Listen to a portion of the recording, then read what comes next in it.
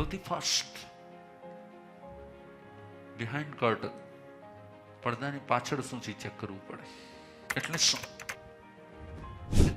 એક શબ્દ વાપર્યો કે મને કોઈ એક લિમિટથી વધારે સજેશન આપે ને તો મને ગુસ્સો આવે છે, રાઈટ? પણ શું સજેશન આપ્યું માટે ગુસ્સો આવ્યો છે? ના, તારી અંદરમાં એક ઈગો છે. તમને લાગે છે કે કોઈ સજેશન આપે છે એટલે તમને ગુસ્સો આવે છે. હું માનું છું એ એંગર નથી, એ ઈગોની જ એક સાઈડ છે. ઈગો જ શું બની જાય છે? એંગર બની જાય છે. મારામાં અકલ છે, મારામાં સમજ છે, મને ખબર પડે છે, મારામાં જ્ઞાન છે, મને બધું આવડે છે, મેં પણ આ બધું જોયેલું છે, મેં વર્ષો વિતાવ્યા છે, મેં આ ફિલ્ડમાં કે હું નવો નથી, XYZ,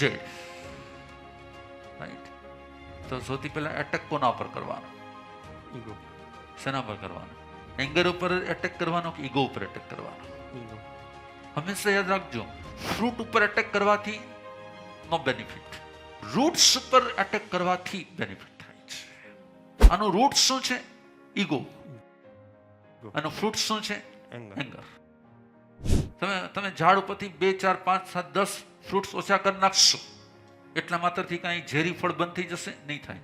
પોઈઝનસ જેટલા ફ્રૂટ હોય એ ઓછા કરી નાખ્યા, પાછા આવી જાય કે નહીં આવી જાય? કેમ આવશે? કેમ કે એના રૂટ્સ તો ઈગો નામના રૂટ્સ છે, એટલે એંગર નામના ફ્રૂટ્સ.